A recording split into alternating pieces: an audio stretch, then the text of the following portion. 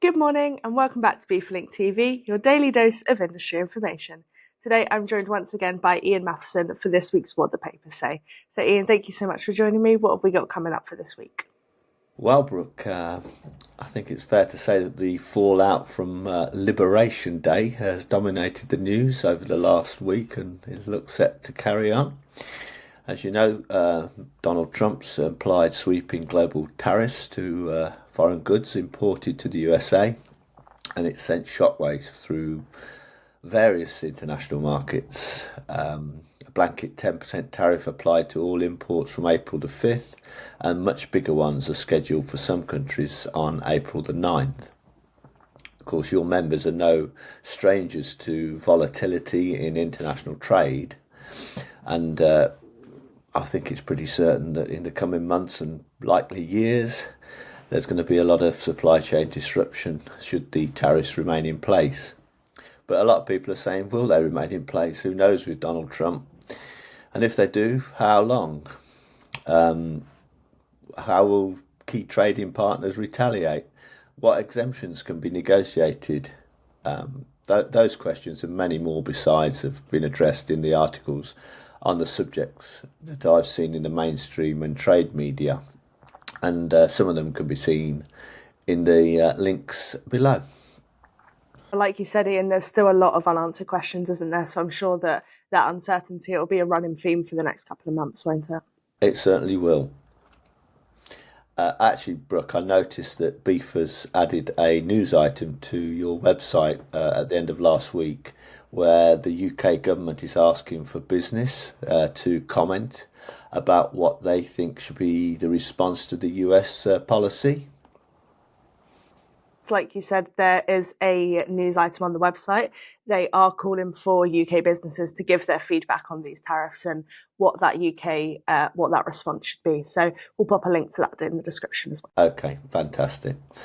Changing away from the tariffs situation, I noticed that in the air freight arena, the latest supply and demand statistics from IATA show that air cargo demand decreased by 0.1% in terms of cargo ton kilometres in February. And that was the first time, I understand, that there's been a year-on-year decline in February since March 2023.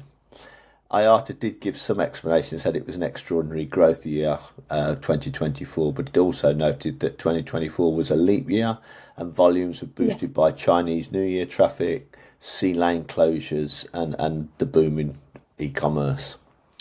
The Lodestar carried an interesting report that said that tariffs and the impending removal of the de minimis threshold for imports into the USA could have a pretty major impact and set air freight on a very volatile course. And the market analyst Zenita said it would deliver a seismic shock, as it calls it, for e-commerce volumes and hence for air cargo. Unfortunately, with everything going on in the world, it looks like it's going to be a tricky time for air freight, doesn't it? Yep, I think so. Yep. Changing the subject completely, it's widely accepted that trade is seeing a change in the nature of globalisation. Many believe artificial intelligence is rapidly emerging as the crucial technology which will enable supply chain resilience and increase in geopolitical volatility. And I know a lot of your members are looking at that, and I think it's going to be addressed at the national conference. But I was interested that the organisers of Multimodal 2025 have decided that this year's event will feature a first of its kind AI clinic on the main exhibition floor this year. And they promise that this will enable visitors to see how artificial intelligence can transform operations. Yes, and of course, and Multimodal is returning once again to the NEC in Birmingham. It's taking place between the 17th and the 19th of June. So if any of our members haven't signed up already, we'll pop a link to that description. Of course, BIFA will be returning with its Forwarder Village as well, so it'll be great to see as many of you as possible. Yeah, absolutely. And on a slightly lighter note, it was widely reported last week that a French shipping company called Wind Co-op has placed an order for the world's first sail-powered container ship. Yes.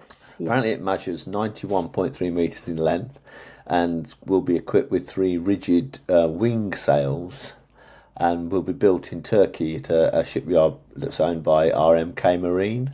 and it's set for launch in May 27. I think it's a bit odd that there's no press release about this on the shipbuilder's website.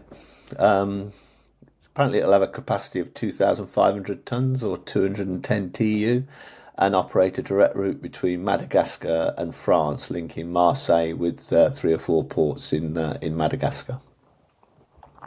I know that there was no press release, but I know that RMK Marine, I know they did put a LinkedIn post about that. So maybe that's their version of an official announcement, eh? Maybe, yeah. Maybe you're less sceptical than I am.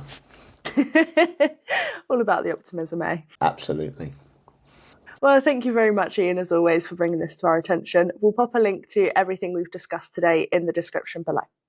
Thank you so much for watching today's edition of BIFA Link TV, your daily dose of industry information.